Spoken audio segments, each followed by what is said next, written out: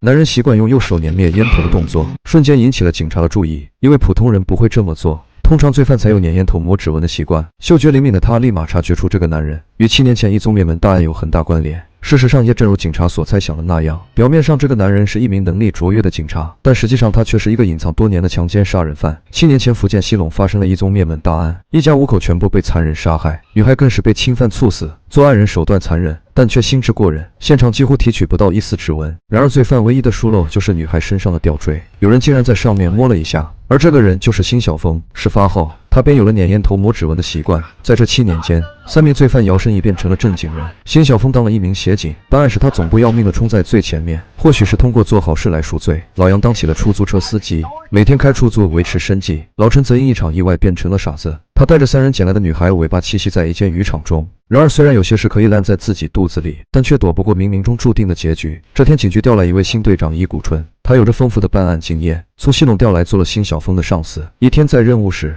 一队只是看了一眼身侧的出租车，顿时眼神变得凌厉起来。辛晓峰发现队长眼神不对，当机立断把出租车别了下来。只见一队将手枪上膛，迅速跳下汽车。他的举动让辛晓峰品出了一丝不寻常，也连忙跟下来，接着用手枪震慑车内。辛晓峰大喊一声上去拽人，司机惶恐不安。然而突然坐在副驾上的人手伸向包里，但被一队发现，当即喝止：准备走，打人，报道。辛晓峰赶忙冲过来支援，他拿下副驾嫌犯的包，直到他翻开包当场愣住了，里面竟然藏着一把手枪。这次行动让辛晓峰下意识感到一丝恐惧，因为这个上司眼神实在太毒辣了。但更令他恐惧的还在后面。这天深夜还在开出租的老杨不料遭到打劫，好在这时被巡逻的警察发现。劫匪见状被吓得心惊胆战，连忙让同伙藏起了武器，而来者正是一队。干嘛呀？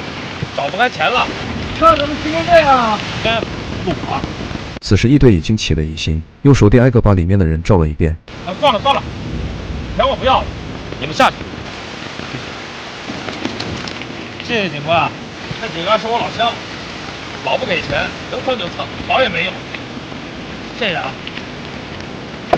开啊！就在老杨开车离开一队，刚要上车时，他突然在地上发现了一把匕首。一队连忙上车追了上去，结果追了一段路，并没有发现老杨的车。随后老杨连忙将此事告诉辛晓峰。我看着警察的眼睛挺毒的，他也没看清身份，没准儿。辛晓峰下意识再次用右手拇指和食指直接把烟碾灭。这时他猛然看到门口站着一个人，正是赶回来的一队。辛晓峰害怕时间久了事情暴露，于是决定从宿舍搬出去住。他和老杨2人在郊外找了一个公寓，然而这一举动彻底断送了2人的性命。辛晓峰告诉老杨，新来的队长非常敏锐，老杨劝他真要是直觉不好就辞了工作。就算辞了那姓易的也不能怎么着。第二天，辛晓峰便拿着辞职信去找队长，结果刚好撞见一队把文件摔在地上。看到队长正在气头上，他犹豫了一下，并没有说出辞职的事情。而之后发生的事情也彻底转变了他。这天队里执行任务时，冲在前面的辛晓峰突然掉到水下暗洞，他的脚被钢筋网卡住，挣扎不出来，眼看快要憋不住就要溺亡时，一队跳进水里拼命拧开了钢筋，九死一生将辛晓峰卡住的脚拉了出来。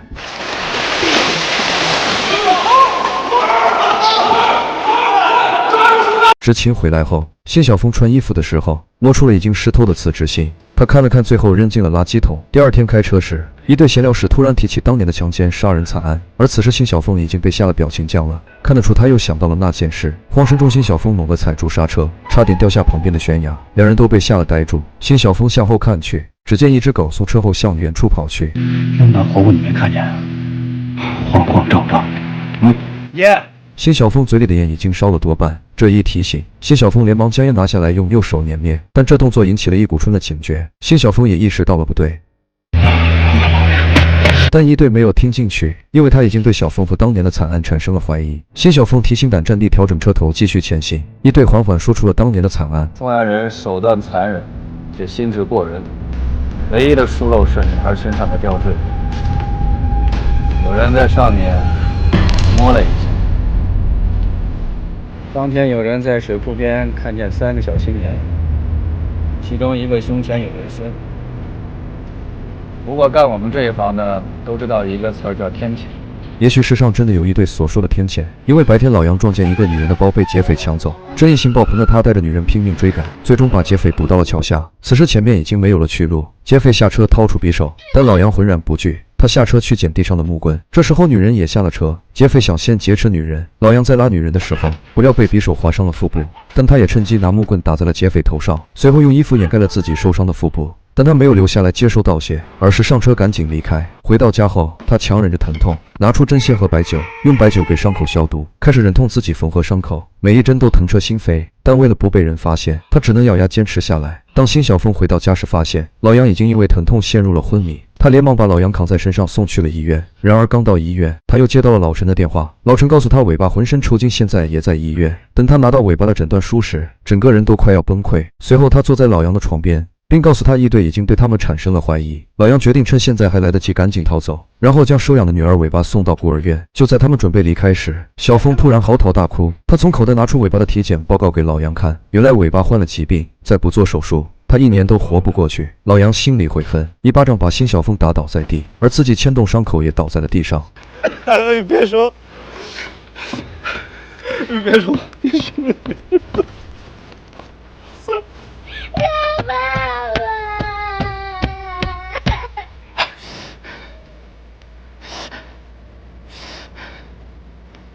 认命吧。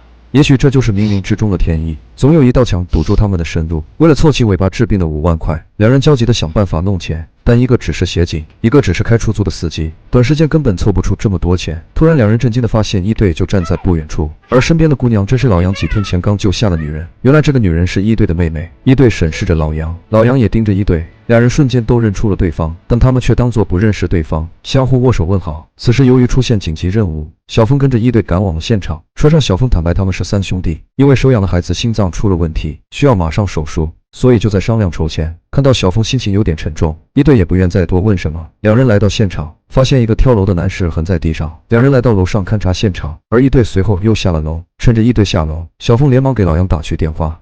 大道，那天查车的那个就是他。我没见你。你是说？他刚才认出我来，但是装作没事儿。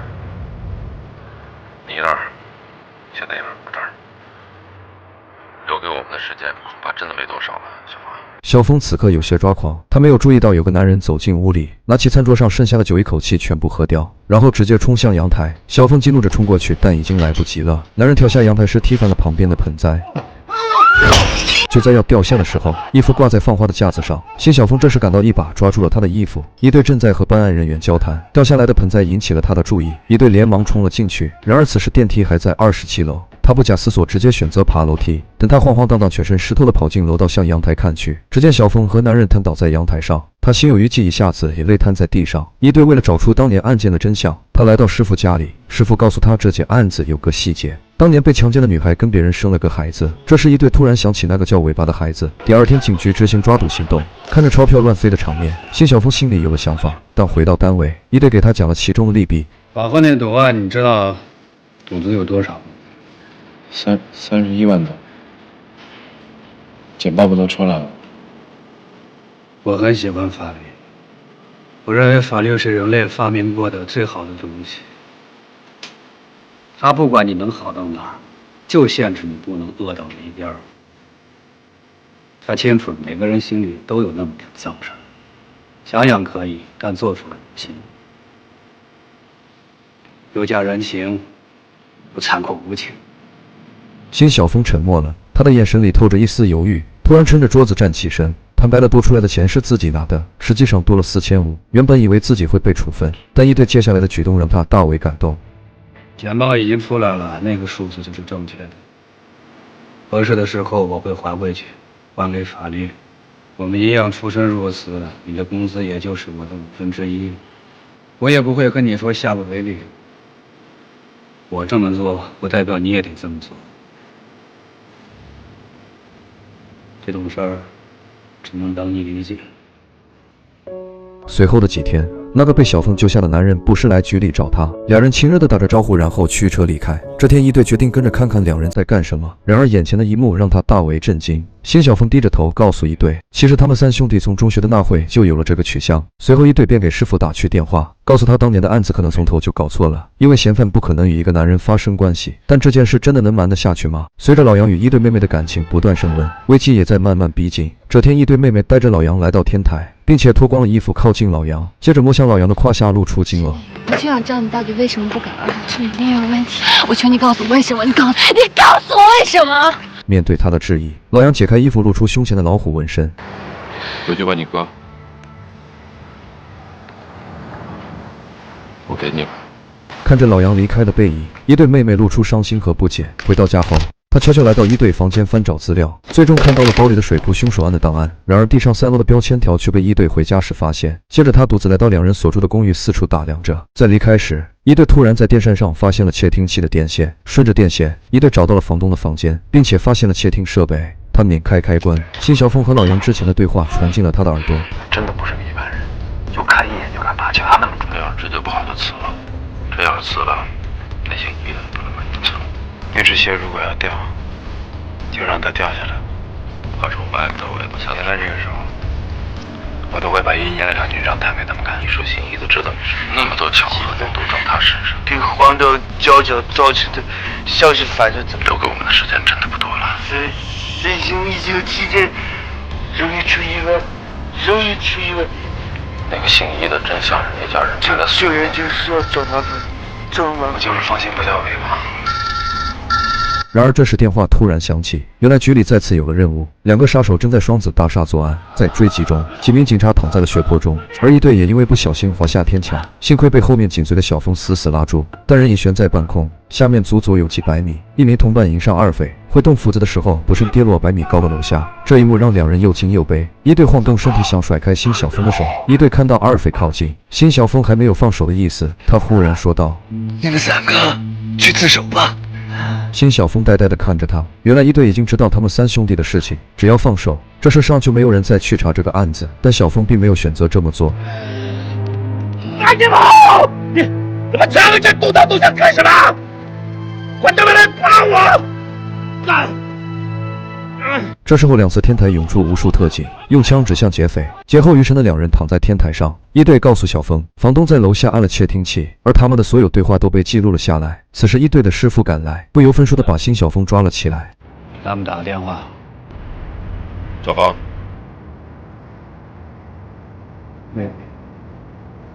那鞋掉下来了吧？其实我们都在等这一天。你不要跟尾巴再提我了，让他尽早把我们忘掉，越早越好。求你。看着辛晓峰乞求的眼神，一队背过了身，旁边的2名警察押走了辛晓峰。隔天，一队来到监狱探监，此时他们一个警服一个囚服，两人隔墙对望。可惜了，你只是吃苦人做警察的料。其实你已经成功了。这么缜密的心思和勇气，真他妈可惜。其实也没什么别的意思，头儿，只是想挨了尾巴手术之后，我们走得安心些。最终，小峰和老杨被带进刑罚室，绑在躺椅上，等待他们是最终的命运。随着药物注射进2人的静脉里，他们也在解脱中死去。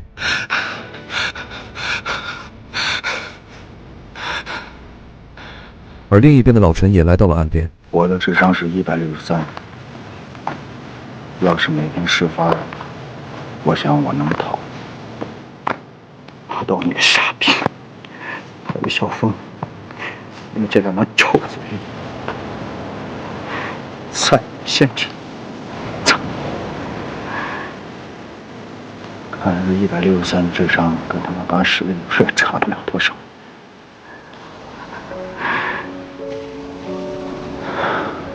算了，我也来了，留给他一个轻松的将来吧。